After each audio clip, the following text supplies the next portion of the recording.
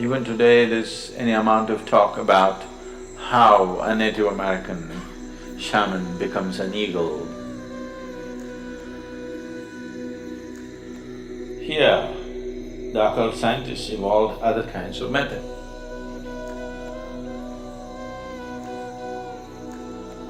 They pick other forms and make the forms work in a certain way. The occult sciences have many aspects to it. Atharvana Veda is all about this.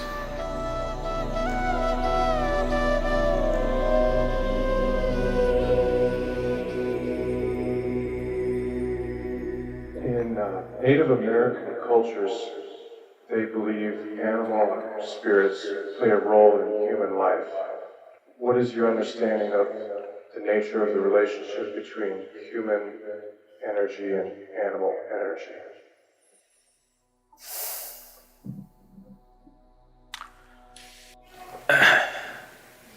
See, in certain occult sciences, there are certain things that one can do, but those things are seen as totally unnecessary in the spiritual realm. In the yogic realm, these are seen as totally unnecessary and a backward step. In terms of occult, these things are done. Recently when we were trekking in Nepal, we came across a valley like this where some Nepali tribes are doing occult like this with animals. And these are very powerful processes, but these things were meaningful or useful before modern technology came because you could do certain things. There is a whole tradition of shamanism where it is…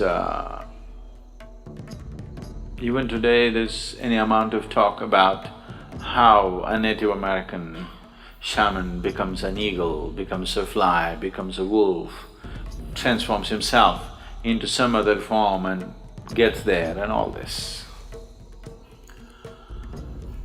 So these are not just stories, it is very much a possibility that one can transform his form if he wishes to. So, about people taking on the forms that they wish according to the convenience is not a new thing or it's not an unheard of thing. Almost in every part of the world it is there.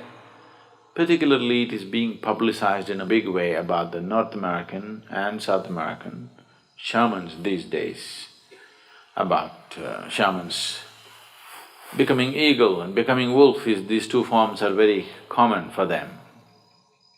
That was not unheard of here, but it was looked down upon in this culture. There it is being looked up to because this is not spirituality, this is occult. Here, our occult scientists, I call them scientists because they are that kind, they don't bother to convert themselves into a bird or an animal because the risk, because when you take on the form of something else, this body has to be preserved and it can always be misused. So, there have been incidents where somebody left his body here in some safety and let's say became an eagle and flew for some time. But when the eagle came back, the body is gone. Now what does the eagle do? An eagle comes and sits here and says, I'm a yogi. Pathetic state, isn't it? Because you cannot fly, you think being an eagle is a big thing. Being an eagle is not a big thing. Though he flies high, he's only looking down all the time. It's better to sit here and look up rather than go up and look down. Really. So, here, the occult scientists evolved other kinds of methods. That is, they themselves do not take on other forms, they pick other forms and make the forms work in a certain way. They will take a certain animal, usually One thing that is heavily used is a chicken. Oh, you think that's a waste, huh? You know, the chicken has to be young and vibrant chicken, uncooked. So, release the chicken's life and use that life form to do certain things for you. Rather than you taking on the chicken's body, you make that chicken do things controlled by a remote-controlled chicken, all right? A remote-controlled chicken is better than you becoming a chicken, isn't it? Because you becoming a chicken, there is a risk. You left your body and you went out as a chicken and tried to do something and you've become somebody's tandoori. So, they evolved better, more sophisticated methods to deal with the same things. So, yes, the occult sciences have many aspects to it. One Veda is dedicated towards this, Atharvana Veda is all about this. If we want to practice certain things, we could, but we don't allow such things here. Because what's the point? All that'll happen is, you will get into more serious levels of ignorance. If you could change two bodies, this and that, you will get more entangled in the process of life than you are right now. Just the sheer power of it destroys you in so many ways.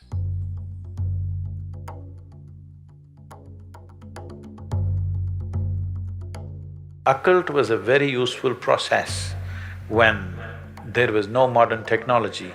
They used it as an access to the physical world in certain ways, but it involves so much of struggle to get there. But today, occult is not so meaningful anymore because almost everything that occult could do and more, modern technology is doing. You just have to send out a drone or turn on your television or just your phone screen will tell you everything that you want to know. So you want to know where the rain clouds are, so you had to do something. Now it's not necessary just the weather channel. I'm saying it's unnecessary effort.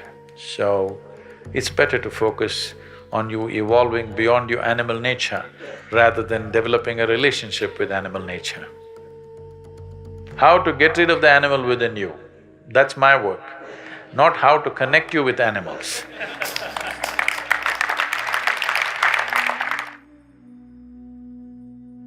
The corpses walk in the tantric rituals. When somebody dies, or when somebody is certified dead by your doctor, he's not completely dead. Up to 5 to 7 minutes, it's behaving as if it's alive and then falls dead, exhausts itself. So it's based on this, that when somebody dies, there are rituals in India. Up to 14 days, there are various kinds of rituals.